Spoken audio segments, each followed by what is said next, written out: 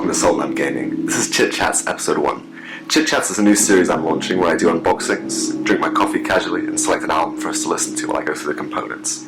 The album we're listening to today is Inner Sphere from Voyage Future. I'm drinking Mehmet Efendi brand coffee, Turkish coffee, absolutely delicious for anyone that knows, and we're going to be looking through Next War Around from GMT Games.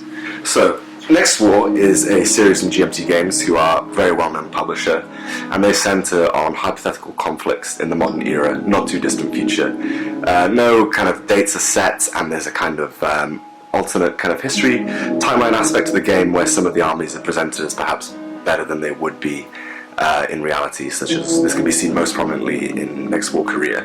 Now this is the 6th game in the series. Next War Korea was the first. We have Next War Taiwan, not Tehran. Next War Taiwan, Next War India, Pakistan, Next War Poland, Next War Vietnam, and now Next War Iran. So the Next War series centres on basically flashpoints or hot zones where it's theorised the next major conflict might take place. So with that being said, I want to treat this game with a lot of respect because I personally feel of all the Next War games that this is potentially the most likely to occur, followed by Taiwan and India, Pakistan. I'm not going to get into too much of the details as to why I think that. Just suffice to say that things are heating up in that part of the world, and this game has been informed by that and centres on something which could happen, which is basically Iran's decision to close the Straits of Hormuz. So the Straits of Hormuz is a very, very important shipping lane off the coast of Iran, and basically a lot of the West's oil will come through this shipping lane. Now Iran has, and does pretty much every day, kind of pester merchant ships and also kind of threatens US and UK Navy, things like that. It's quite similar to the South China Sea, where China are trying to kind of flex. So basically this game centres on a Western invasion of Iran to basically reopen the Straits of Hormuz and keep that oil flowing. So typically in the Next War series, you'll have an allied coalition and an aggressor. This is the first game where China or Russia aren't the aggressor. Actually, that's not true. I believe Pakistan and the India-Pakistan game are the aggressor. But what I can say for certainty, aside from some optional scenarios, is this is the first game in the series where the Western allies are going to be the main aggressor in the invading force. Usually, the games will centre on a lesser country being invaded by China or Russia, and then a Western coalition rallying around them and getting all the logistics in place to launch counterattacks, basically. So I'm really excited about this one. I pre-ordered this ages ago, basically as soon as I heard about it. It's just arrived today. I've been seeing people get their copies and it's been breaking my heart. So I'm really, really excited to delve into this. I'm going to go through all the components, go through some of the counters, and just kind of discuss the series as we go as well. I'm really excited about this one as well because I think the general rules have changed. Some things have been amended, some things which didn't quite make sense or a little bit broken have been changed, so I'm really excited about that as well. So straight off the bat, this is a game designed by Mitchell Land. However, the system itself was initially designed by Gene Billingsley, who is the G in GMT Games. So I believe he's passed on the reins to Mitchell. His first full kind of solo design of the Next War series was Next War Vietnam, and this is his second, but he's been very prominently involved, and I believe he did all the rewrites for the second edition of Next War Poland. So without further ado, let's take a look at the components and kind of discuss things as we go along. These are big games, by the way. They fall short of monster games in my opinion, but they do require quite a lot of playing space. So let's have a look. Usually with my unboxings I go through things before, but this is the first time I haven't, and I'm really, really excited. I've looked at the counter sheets online, I've read some of the rules online, but I can't wait to actually get it in my hands. So yeah, let's go. Really nice cover. So US Air Force at the top. These are Iranian troops, Iranian patrol boats, Osprey helicopters, or VTOL, I don't know, they're somewhere between a helicopter and an aeroplane basically. Got a carrier here and some SSMs. And I really like this image on the side here. This is a Marine, US Marine I believe, in NBC gear, so chemical protection. And we have the Iranian flag and the American flag. I'm not going to read the back of the box to you because I blather on enough as it is. You can kind of read this yourself. This will be the description on GMT Games website or on the Board Game Geek page. We've got some examples of some of the counters here. Now, in terms of complexity, basically the game comes with 2 rule sets, standard and advanced. They've listed the standard complexity as a 5 and the advanced as an 8. I kind of agree with that. I'd say the standard might be a little bit lower, and they've put the solitaire suitability at a 5. Just as an aside, this is not a solitaire game, but I thoroughly enjoy playing these as solitaire games as a kind of simulation study. So yeah, let's go. So first things first, dice sealed for freshness. These are D10s. These are really nice actually. I really appreciate they've done this. They've kind of matched the colours, so you've got US colours here and Iranian colours there. So that's really nice. And they're going to be well within their sell-by date thanks to this handy baggie. We've also got some baggies as well for your counters, which I always appreciate. And here we have the game-specific rules and scenarios. So, it makes sense if I show this first. This is the standard and advanced series rules. Basically, the system is governed by these rules. I'll take a further look through these as I go, and then each game will have its own specific rules, and this is where you find the scenarios and things like that. So that's really cool. These are really nice quality as usual. I'm assuming, yep, colour printed. Again, we'll look through these in more detail as I go on. Now comes all the player aids, and oh my, there is a lot of player aids. So here we have the standard sequence of play, and on the back then we have the air defense resolution guide, which is really, really handy. Again, I'll get into that as I go through the rules and things. Here we have the advanced sequence of play. This is 2-sided, and again, I'll get into this further, but the standard sequence of play has 9 phases, whereas the advanced sequence of play has up to 17, depending on whether it's an initiative turn or not. So it's nice. Again, these are really good quality. I would expect nothing less from GMT Games these days. Although I will say, in Next War Poland, these had a nice matte finish, but they seem to have gone back to gloss now. It's a very nerdy thing to say, but let's face it, if you're here, you're a massive nerd as well. On the back, then we have the CRT. This is identical, one for each player, basically. Here we have the standard and advanced game tables, covering things such as power drops, sea control, clearing operations, bridge repair, mine clearing, sea movement, replacements, loss of airfield, airbase, and then this is the standard game air defense tables on the back. So this is the standard and advanced game operational and strategic integration reference. Again, this is going to make more sense when we look at the map, but typically the games will come with what's called a strategic display and an operational map. The operational map will be a hex grid, whereas the strategic display is more of an area movement type thing. So these basically just go through, if you're moving from the strategic display onto the operational map, how to do so, and ranges for things like theatre weapons and air strikes, air support, things like that. We have strike effects on the back, which is a key feature of the game. These are kind of placed from air strikes, HQ strikes, artillery strikes, things like that, and have very, very key functions. You'll see some of the counters for that as we get into it. Here we have the advanced game reinforcement schedule. Iranian at the top, and then allies on the bottom. On the back is the US reinforcement, so I believe these count for any kind of US allies in Iran, whereas this is the US reinforcements as the game goes on, and these are listed in which scenario you've chosen as well, which is nice. Oh, this is new, this is cool. This is usually the first page of the game standard rules, but we've just got an overview of NATO symbols here, unit sizes, and just some of the what the numbers mean, basically. I should add that these are operational games, hex and counter games. The scale, I believe, is 7.5 kilometers per hex. Each turn is 3.5 days. The smallest unit you will find in the game is a battalion, and the largest is an army.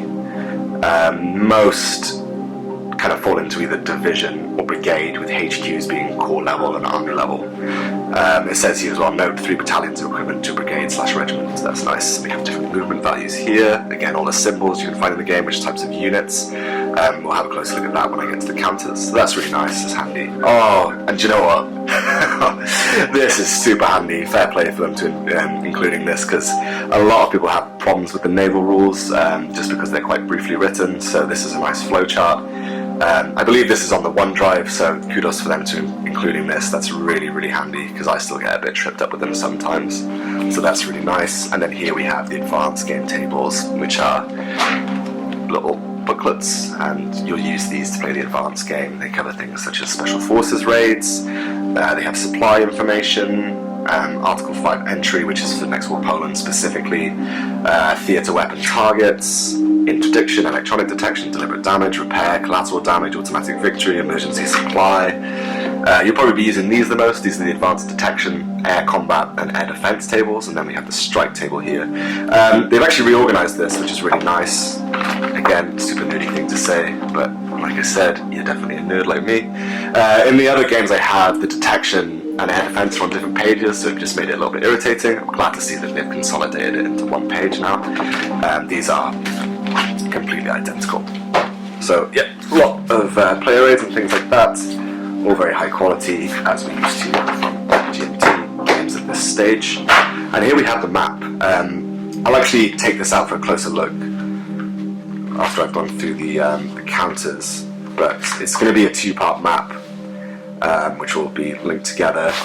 And oh, I see, so this is the part of the strategic display. This is air superiority, air bases, US carriers and amphibious units, etc, etc. So that's really nice to have separate. And then we have these two, I believe these are 22 by 34. Really nice artwork, and these have a nice matte finish to them. I've got a really bad habit when I'm doing unboxes of spilling things or ripping these maps. I'm going to take extra care with these today. And I'll go through those, I'll lay it out properly so we can have a closer look together. But yeah, that's one side.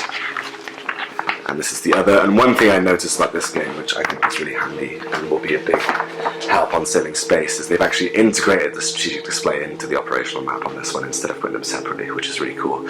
So this seems to be the eastern portion of the map, and then basically a lot of admin and things like that up here where you're going to track air defense, AWAC, submarine threat, and they've put these separately now, which is really nice. Those were usually on a kind of general record track, which you can see over here. Air mobile points, air and sea transport points, air superiority. We've got patrol boat tracks, which is going to be a really prominent new feature of this game, as well as holding boxes down here for some of the Gulf countries who could potentially ally with you. So you've got Saudi Arabia, Qatar, UAE and Oman. Indian Ocean down here, Diego Garcia holding box, which is a big, basically like floating aircraft carrier essentially, an island aircraft carrier I should say. And then yeah, we've got the Persian Gulf here, Gulf of Oman, Iran here, UAE, Saudi Arabia, Qatar, Oman, sorry, part of Oman here, and the other part of Oman here seems to be some kind of enclave. Yeah, so this section here is going to be the map, the operational map I should say, and then we've just got a wider view of the country there. So really, really cool. This is really nice quality, great artwork. Again, we'll take a closer look at that together once I've gone through all the counters. I believe that Mark Simonich does the artwork for these. Yeah, so Mark Simonich, Charlie Kibler and Justin Martinez. I'm not familiar with Justin Martinez, but Mark Simonich is very prominent, great designer in his own right, and Charlie Kibler is also a very prominent artist, so he's got a real classic, nice GMT feel to them. Now, counters. Let's see. There are 4 counter sheets altogether, displaying the various forces involved and admin counts and things like that. So let's have a look at these. Here we have the Iranian army. A very interesting thing to note about the Iranian army is that they have, well, more than 2, but 2 big separate wings, which is the basically the kind of regular ground forces. So this is the Islamic Republic of Iran ground forces, IRGF. This is the conventional army, the kind of state army, and where it gets confusing basically is they also have this, the Islamic Revolutionary Guard Corps, the IRGC,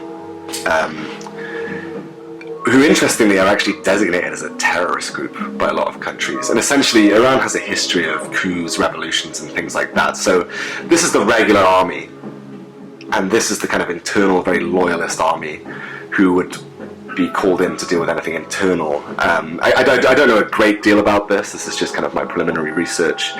But these are basically like very loyal, almost like a militia kind of thing. I guess it would be the equivalent of like the SS. If you think between the difference between the Wehrmacht and the SS, it would be similar to kind of that. So these are very loyalist troops.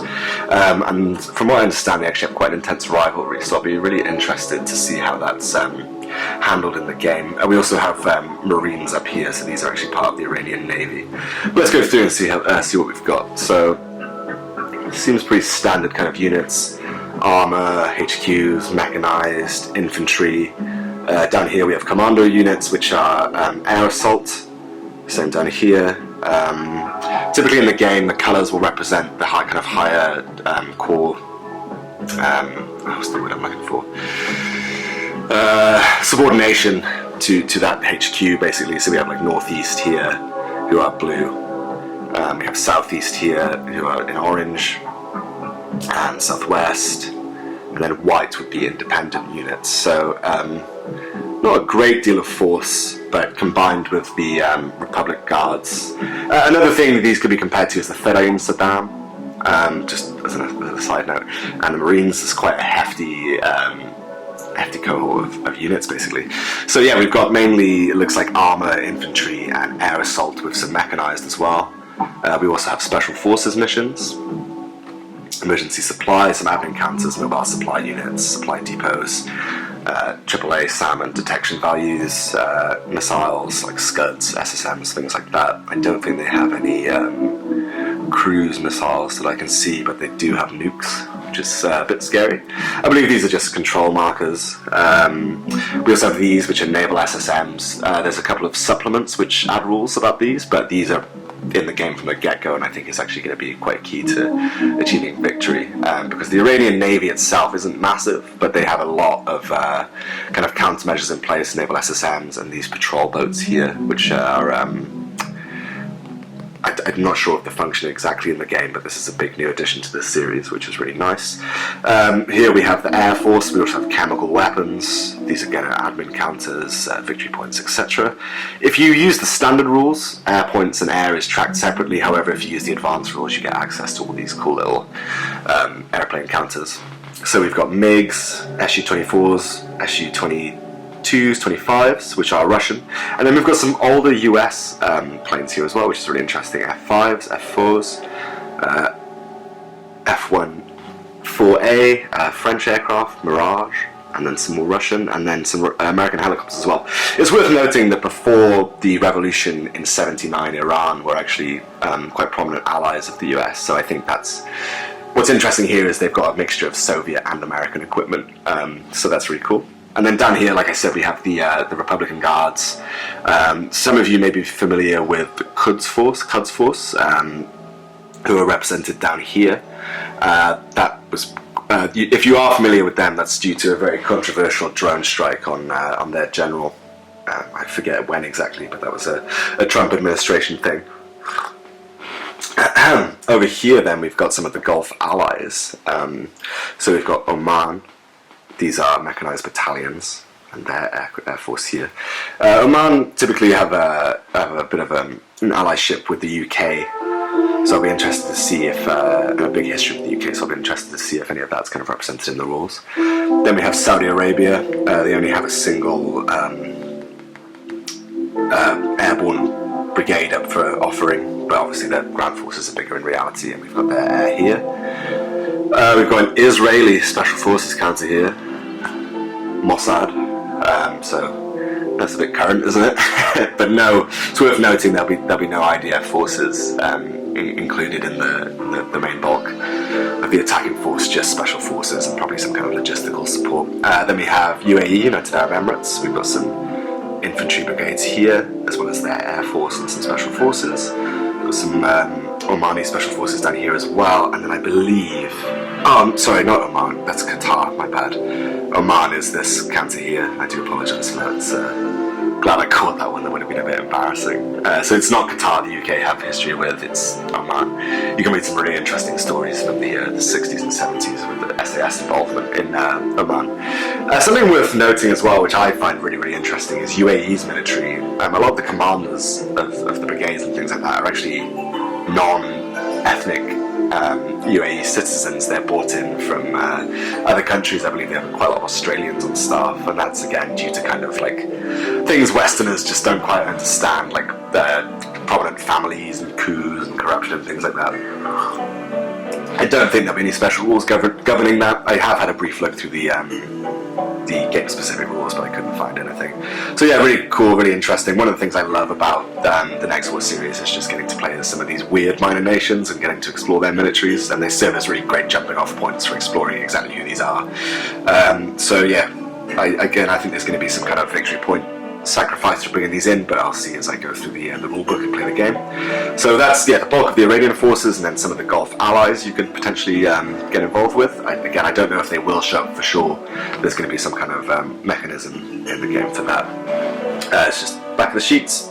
Most units are 2 steps. Some of these battalions, well, all of the battalions actually are 1 steps. Oh no, that's interesting. That's the first time I've seen this in Next War. It's a 2-step battalion, so that's cool. The numbers on the counters: attack, defense, movement. We have different kinds of movement. So this is mechanized, this is motorized, this is light infantry, and this is just leg. HQs provide support, things like that. Act as supply conduits. So yeah, really, really cool. Really liking the color scheme here as well. Very colorful games in general, but I'm a big fan of these burnt orange counters, and I love the pop of color from the inside. We've also got the special forces. I think I've gone through just about everything on here. So yeah, really, really cool. And again, great quality. Gonna have no problem popping those out. I'm gonna try and keep them intact for now. Here we have Camp Sheet 2, and this is the US forces you can have access to. We've got 10th Mountain Division, 101st Airborne Division, 82nd Airborne Division, the 25th Infantry Division. We've got the entirety of the US Marine Corps here, or mostly all. Special Forces, cruise missiles, again these are supply units. All the detection SAM values down here. US missiles, 173rd Airborne Brigade down here. So not a massive amount of force, but sorry, one thing I forgot to mention on the counters is this number here is super important. That's the efficiency of the unit, and pretty much all the American units are 7 efficiency, whereas if we look at the Iranians, the highest I can find is a 6, so that's going to dictate combat and things like that. Combat in this game is really interesting. So like I said, US Army, US Marine Corps, US Air Force, US Navy, and then these are just control markers, I think. Pending control. We've got nukes, replacement points, air mobile points, which are really, really cool. Let's look through some of the Air Force over here. Again, this is mainly infantry, mounted infantry, air assault, paratrooper. We've got some striker units down here. And then with the Marines, they're basically all infantry, but we've got some light armoured recon. And Mitchell has chosen to include USMC armour battalions, but it is worth noting at the moment that the USMC is actually going through some pretty intense kind of structural changes and are looking to get rid of basically all of their armour and all of their bridging units too. So Supplement 3 actually gave you some optional rules for removing those and adding some nice littoral combat units, which is cool as well. Got some of the HQs. This is the USMC Air Wing. What do they call that? It will come to me. I think it's MAW, Marine Air Wing. So we've got F-35s, stealth fighters, FA-18s, and then it's just all F-35s and FA-18s basically. And then we've got the helicopters up here, which are AH-1Z Cobras. Quite old school at this point, but that's still used to prominent effect. MSU. Again, we've got the US Air Force here, so we've got A-10 Warthogs, B-52s, B-1Bs, B-2As, so these are stealth aircraft, and these are big heavy bombers. Wild Weasel units, which are really, really awesome in this game, and is a massive boost to the ally. We've got F-15Cs, these are the interceptors, F-15Es, I think it's Strike Eagle, these are the more kind of ground support version of the F-15. F-16s, which are quite old at this point, F-35 stealth fighters, and F-22As, which are, in my opinion, the most powerful air units in the game. Then over here we've got the US Navy, so we've got AMPs, which are for just transporting troops basically, surface action groups, and then these CVNPGs, these are aircraft carriers, and it's really cool. I love the way this works in the game, is when you bring one of these in you get their air wing as well, which is comprised of 2 F-18Fs, one F-18E and an E-18G, but they actually might change in this game. And then these are just kind of control markers. It's interesting to actually see the American flag in the Next War series, because typically the Americans will be intervening on behalf of another nation, whereas, like I said, in this one they are basically the aggressor. So yeah, really, really cool. It seems to me like quite a limited number of troops. I thought there would be some of the brigade combat teams in here, but there won't be, so I think this is going to be really challenging, and I think there's going to be a lot more emphasis in this game on naval and air aspects. So yeah, that's counter sheet 2 of 4, and here we have potential allies then for the Americans and the Iranians. So we have the French here, the Commonwealth, so this is UK and Australia basically, and then Russia. And then these are just kind of admins. Whoa, that's a Houthi raid counter. That is incredibly current. The Houthis are a terrorist organisation based in Yemen who have been quite prominent in the news since October 7th, and are attacking ships they can't really take out pretty much every day, and are just a nightmare for the Saudis and the UAE, basically, internationally designated terrorist group. So that's really interesting. That's very current. Going to be interested to see how that works in the game. It looks to me like you can use them as a special forces raid, but I don't know what the particulars of that's going to be. We have refugees, storm turns. This is really handy because it can be a bit of a nightmare to keep track of which airfields you launched your aircraft from, so I think that's what that is for. Again, more admin, weather counters, victory points, helo, combat support, helo strikes, some Russian admin counters. So yeah, basically in the games, again, the international coalition is typically made up of the US, France and Australia. So I believe, yeah, these blue on gold are Australians, whereas these white with black are UK. So going through then, we've got French Marine paratroopers, French Foreign Legion. This is a legendary, very elite French fighting force. They're like Marine. They're basically the equivalent of like UK Royal Marine Commandos, or like somewhere between them and Navy SEALs. And I believe that's also Foreign Legion paratroopers. They've got Raphaels, Special Forces, and one aircraft carrier.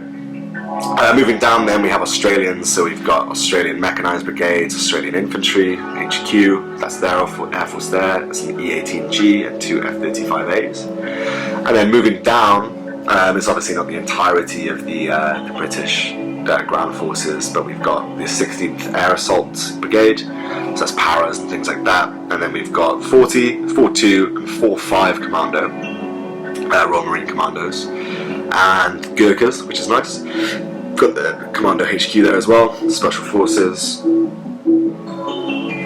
So that's SAS, SBS. That's probably the Australian SAS up there. Apache helicopters. Oh, sorry, that's one thing I forgot to add as well. The US have got a shitload of Apaches. Amphibious, surface action groups, aircraft carriers. This is the Australians, helicopter support, and then we've got the 2 RAR, who are also a very premier elite fighting force for Australia, kind of, again, very similar to the UK Royal Marine Commandos. And then moving on, we've got the Russians here, so they can potentially intervene on Iran's behalf. It seems to be all airborne, so all VDV. We've got independent brigades and then some of the more specific brigades, or divisions rather. Russia has a huge airborne force, and the VDV are very legendary, but have basically been I don't want to say they got wiped out in Ukraine, but they are very much combat ineffective at the moment. The thing I really love about the Russian airborne in this game is you can actually choose whether you want them to be in their infantry configuration or mechanized. So that's really nice. That's quite a big chunk of Russian airborne that can be called in, which would really even the playing field with their higher efficiency. Again, this is very debated, especially with the release of Next War Poland 2nd edition, whether their efficiency should be this high. But one thing I really want to say about these games is they're based on kind of how things are on paper as opposed to how they have been in reality. So I'm not totally mad about this. I think if you look at the VDV on paper, they would certainly be a 6 efficiency unit. However, we can debate all day long, basically, if they should be like a 4 or a 5, following how things have gone in Ukraine. Then we've got their Air Force, Su-27 Inceptors, MiG-31s, Su-35s, Su-30s, 34, etc., etc. Long-range bombers, heavy bombers, got cruise missiles. I don't know if I've seen a helicopter unit for them. Yep, Mi-28 helicopter up here, and we've got some Spetsnaz units there too. So I believe the Iranian will get to choose, between either the Russians or the Chinese, who are about to show up as well. I don't think they can have both.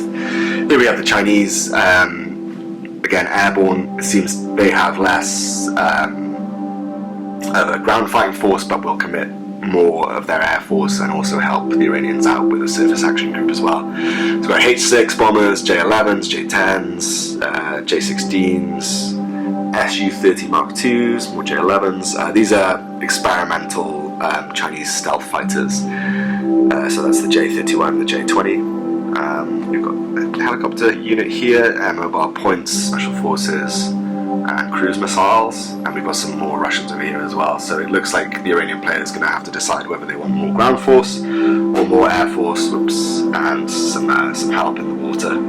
So I'll look at the victory point cost for those, and probably do a couple of games with each, see who works better. And then we have clearing markers. So a really interesting thing about the Next War series, which I really appreciate, is you don't just stroll into a victory hex or like a city or an installation and just take it. You need to place a clearing marker and spend time actually clearing that out, which I think is really cool and something which more games should do. So there we have the 4 counter shoots, a very wide array of forces. I think you'd be very hard pushed to find a game which would allow you to play as Iran, Saudi Arabia, Qatar, UAE, etc. So that's really cool. Let's take a look at the maps next, go through those. Actually, you know what, we'll do that last. Let's take a look through the rules, just kind of give you a sense of what these games are about, and if they are as complicated as people say they are. So let's look at the standard and advanced series rules. So as I said, this game is broken up into 2 rule sets, standard and advanced. So the standard rules will run 23 pages, and the advanced series rules will run another 23 pages. So that's 46 pages of rules in total. These rule books are well written and illustrated nicely and really nicely laid out. You're not going to have much difficulty finding what you're looking for with these, though trust me, you will want this handy. Because it is quite a tricky game to learn. I wouldn't actually say it's as complicated as people make it out to be, rather there's just a lot going on and a lot of little rules which can be forgotten or misinterpreted, which kind of throws things out of balance. Though, I'd see this game series around a lot, and I would always be really put off because I thought there's no way I can actually learn this. I bought Next War Vietnam around this time, the year before last, and I'd say it probably took me about 6 plays to fully grok the system, as it were. I do still struggle with a few things or forget a few things, but generally speaking I'm a lot more comfortable with the system now. And one thing I like about game systems is once you learn this, all you're going to really need to do is learn the specific rules. However, that being said, I have caught wind that there are a number of changes to some of the standard rules, so I will be reading through this with a fine-tooth comb and checking some of those out. Maybe they'll be listed. So Next War is a really it's in-depth. It's an in-depth operational war game. I think maybe I sounded a bit big-headed when I said it's not as complex as people make it out to be. It is complex. It's just actually quite intuitive, and once you get it, you got it. But it can be quite frustrating to learn because some things just kind of seem a little bit broken, but once you realise actually how to utilise it correctly, then you're off, and it's really cool. But the main thing with these games, is they cover land, air, and naval combat really in detail and have kind of separate systems for each, and they all coalesce into each other then to create this really nice big game with a lot of decision space, a lot of really rewarding decision space, and a game which really will reward planning and things like that. So the standard rules is just going to be the main differences with other hex and counter games are things like air points and initiative, helicopter support, things like that. And then we have all the naval rules here. naval mining, submarine, anti-submarine warfare, differences between all the different types of naval units. We have a lot of movement rules, but again, these are quite self-explanatory and can be picked up quite easily. Nicely done, really nicely laid out. We have combat rules here. Things like beachheads, amphibious assault, sea transport, combat odds, etc., DRMs. Generally speaking, in this game, you want to roll as low as possible, and positive DRMs are actually bad. Retreat, step losses, nothing too crazy. Placement points, victory conditions. The standard game does have optional supply rules. The advanced game, the supply rules are really in depth, and I love the supply rules. I think it's really cool. But basically, yeah, the standard game is just a really nicely produced hex and counter modern warfare game, basically. There's not really anything in there which is totally shocking. It's just quite a few things to consider, especially how the naval and the ground rules kind of play into each other. And I think, like I said, in this game there's going to be a real big emphasis on the naval rules. So yeah, I'd say you could pick this up relatively easily. There's quite a few videos online as well. There's a Polish fella, I think it's Charles Gryj. If you look on the BGG page for Next for Vietnam, he's got some really handy videos. But yeah, I'd say you could pick this up and comfortably learn this in probably like a day or two. However, things get very, very, very dense then when we get into the advanced series rules. So this adds a lot. Basically, you've got the advanced air game, advanced naval rules, advanced ground rules, advanced supply, strike, things like that. So yeah, we've got more of an emphasis on formations, artillery, and HQs. These are new as well. I like these little pictures. Naval bombardment, naval surface combat. Detection is a big part of the advanced game as well. Supply rules. These are around a few pages. Special operation rules. These are really cool. You do like raids and detection and targeting and things like that. Here we have some detection rules, air power, going through what aircraft can do, helicopter strikes, wild weasel missions, interdiction strikes, just lots of really juicy stuff, air defense networks, aerial mining, so on and so forth, interceptor combat, combat support, hits and damage, theatre weapons, scuds, cruise missiles, etc., nuke strikes, movement and transport. So yeah, basically you learn the standard game, which is basically just going to cover movement, combat, things like that, and then you combine that with the advanced game and you've got a really in-depth, really, really nice simulation. UN resolutions, refusing to obey UN ceasefires, etc. There's some alternate rules here, and there is usually a note which says you can kind of drop any rules you don't like and try and amalgamate the standard and advanced games together, something to suit you. Games also have really cool supplements which come out. I believe they're on 3 at the moment, with the 4th one probably coming out with the reprint of Next War Taiwan, which just add things like there's an insurgency game, cyber war. They'll give you new counters to play around with, alternative things like there's an alternative air game, alternative air defense. So yeah, really nice. Then we just got the index here where you'll find everything you need. So yeah, dense, but don't be scared. Once you get it, you got it, and it's really hard to forget. That being said, there are some little rules which are quite easy to forget, but they're never too hard to find within the rulebook. And then here we have the game-specific rules with some of those Iranian patrol boats. So this goes through features on the map which might be exclusive to the game, forces which are exclusive to the game, so we've got invasion beach hexes, petroleum facilities, ferry crossings, things like that. And it'll just kind of give you a breakdown as well of all the components of the game and who's involved. Rules for Iranian patrol boats, going through the Iranian military, Mossad counter, etc., etc. I'm not going to kind of read these to you, but I am planning on actually doing a review of this, which is going to be quite a big undertaking when I've got to grips with the specific rules and made sure I've gone through that new rulebook as well. So yeah, we've got the naval SSMs, patrol boats, again, submarine sorties. It seems like this game as well has really gone out of its way to include some to have some inclusions on the counters and new counters to keep a track of a lot of things which were quite hard to keep a track of, because there is a lot to keep a track of in this game. Here we have rules for the strategic display, subordination, combat, detection, air power, isolation. Really liking these images as well. These are really high quality images and give you a nice sense of location too. Supply rules. Well, they're not new rules, they're just kind of adding additions to the rules and telling you where you can draw supply from and things like that. Theatre weapons, UN resolution rules, and then we also have some cool optional rules within the rule books too. Things like upgrading US Navy aircraft, USMC aircraft, things like that. Adding wild weasel function to your Cobras. This sets out the victory point cost for having countries intervene on your behalf. THAAD, I guess, rules if you have that supplement. Here we go. So they have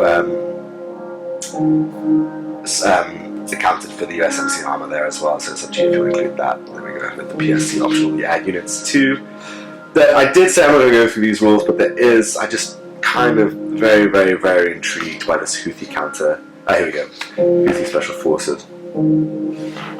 The non-allied player may choose this option to represent Houthi irregular forces operating in the area. The Houthi SOF marker is restricted to raiding only and only in Saudi Arabia or Oman. Okay, cool. Like the Israeli SOF mark, anytime it's eliminated, place it on the game information display 1 turn ahead as a reinforcement. So that's nice. That gives the Iranian players some more options too. And then here we have the scenarios. Oh, cool. Yeah, I thought I saw something about this. So that's really interesting. It seems Mitchell has actually responded to some of the critique about the Russians being too highly rated, and has included this rule. Russian efficiency. Given the Russian army's uneven performance in recent days, there is some question about their actual capabilities. In some respects, there is also a difference between current capabilities and future capabilities. For players who want to reflect this, here are 2 methods. Choose one. Reduce all Russian efficiency ratings by 1 on front of the counter. Okay. Or 2, every time a Russian unit engages in combat, roll a die, halve it, and round up. That is the ER. 0 equals 1 for that combat. That's interesting. That's a really nice addition, and you can adapt that to any games with the Russians, basically. I'll play around with that. I like this one. Option 2, I think that's really cool. And it adds some variability as well, especially if you're playing solo, so that's nice. So there we go. We have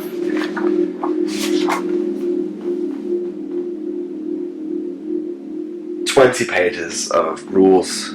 3 of those pages are going to be optional rules, and these are really easy to digest. They're not going to change things too much, and again, you've got this on hand for reference if needs be. And then here we have the scenarios. So there's standard scenarios, which use the standard rules, and then advanced scenarios. So we've got Question If You Can.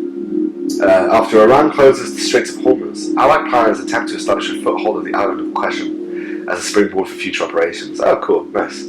That's a 4-turn scenario. I've actually got a mate coming around later who's just getting into operational gaming, so I might set this up and have a go with him. See how he gets on. We've got the setup information here.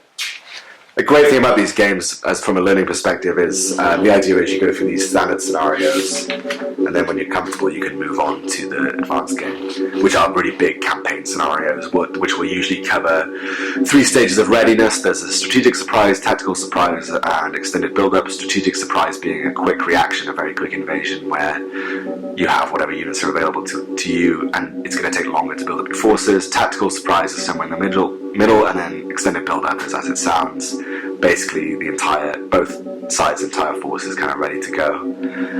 I believe this basically say in most games the tactical surprise scenario is probably most balanced for each player, with strategic surprise being most balanced for the aggressor, the invader, and the extended build-up being most balanced for the defender.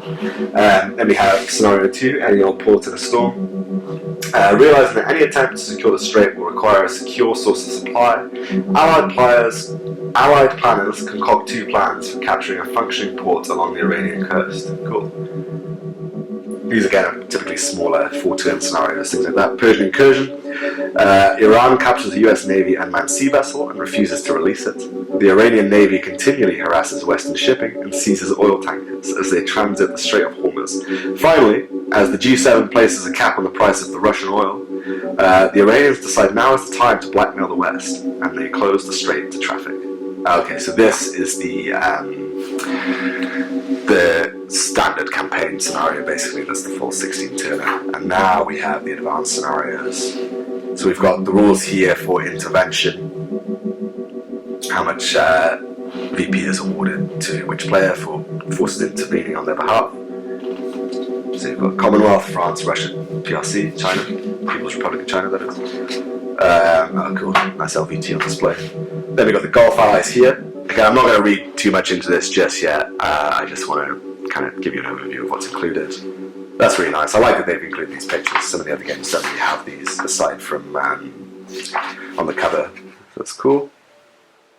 Got the orders of battle here for everyone.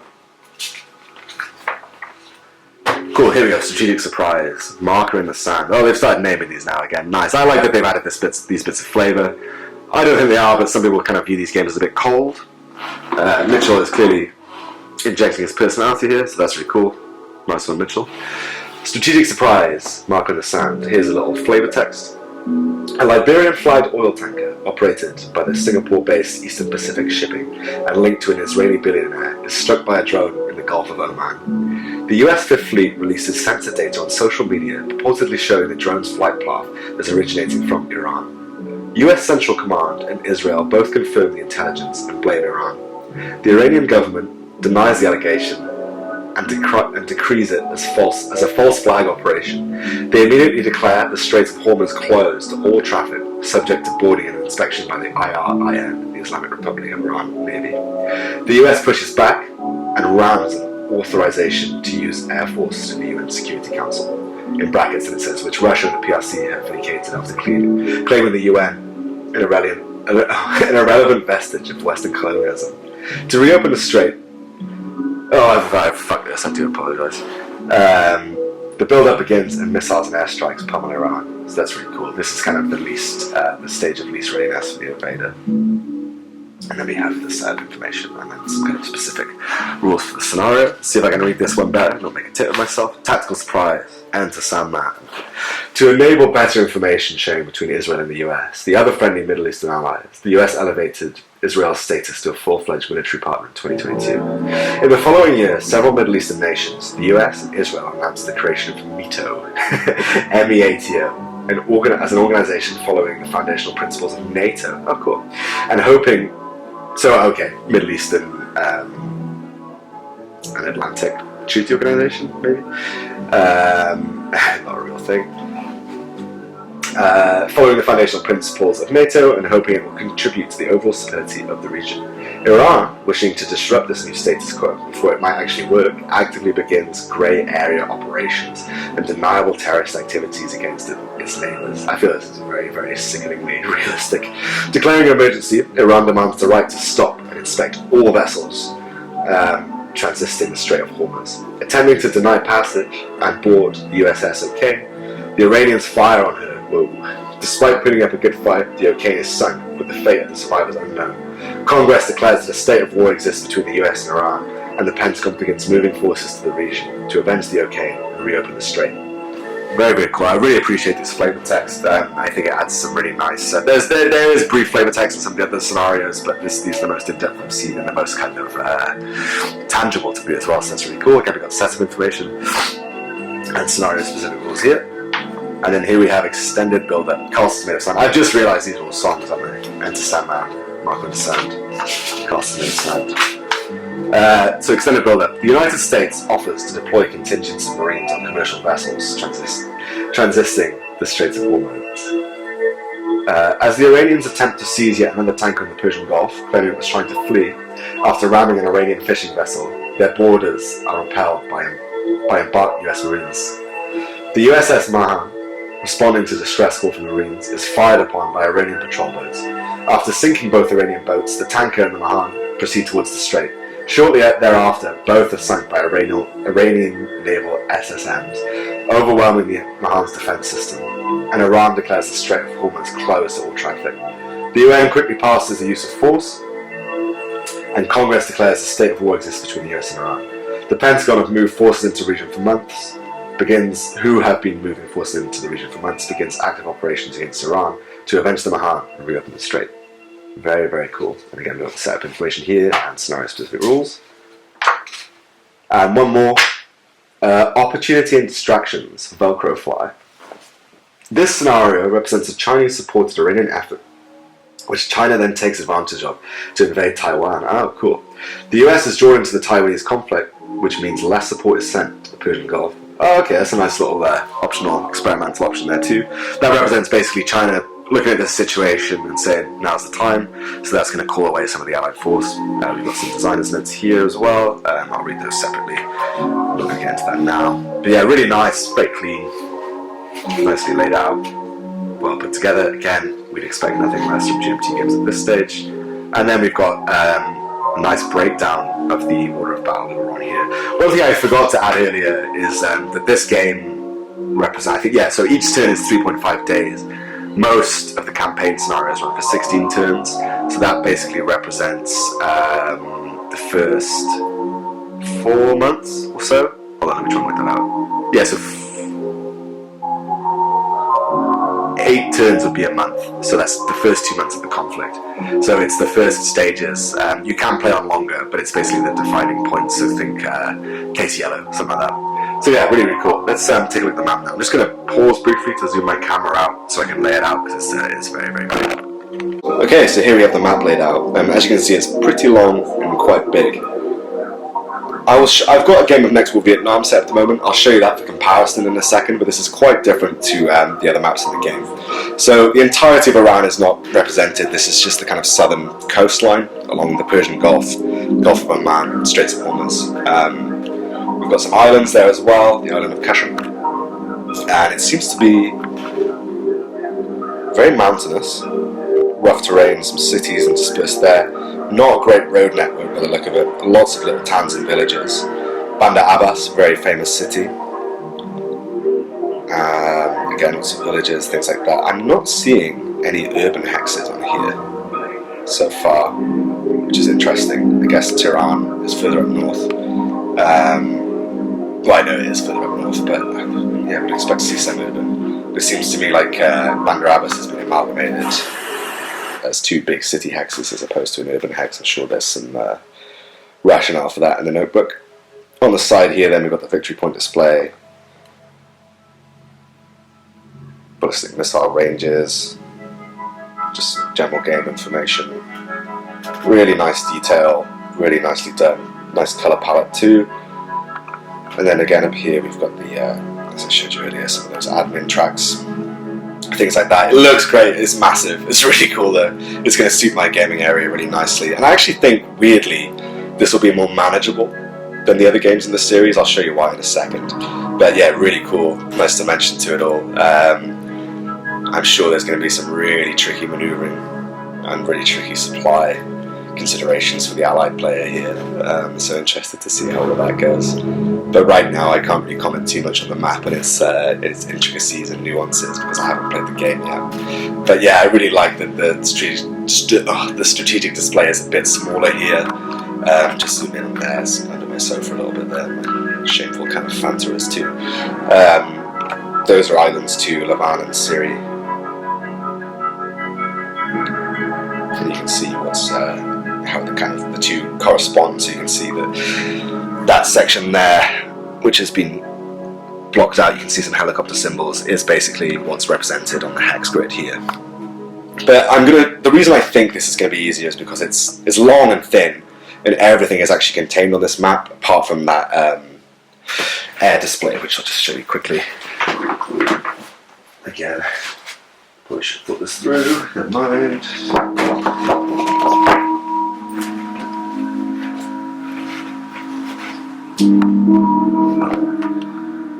So that's where you base your aircraft and things like that, and carrier aircraft, and they fight it out in the middle there for air superiority. I like having that separate actually, and it's not going to add like a massive area to the game, so that's really cool. So there we have it. That concludes episode 1 of Chit Chats. That's a look at everything in the box inside Next Way Around, and just a kind of brief discussion on some of the rules and what the game is exactly. I hope you've enjoyed. Again, I really hate saying this, but if you're not subscribed, please consider doing so.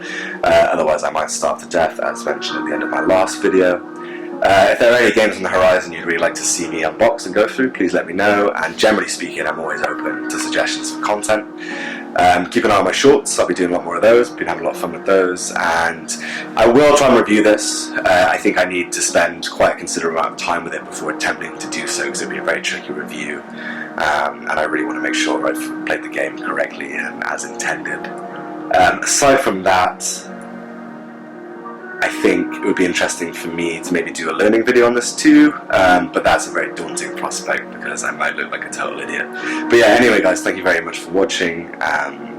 Always great to see you, and yeah, let me know what you think, and let me know if you've got this and you've played it and what you think of it. And again, like I said, very open to suggestions. Nice one guys, catch you soon.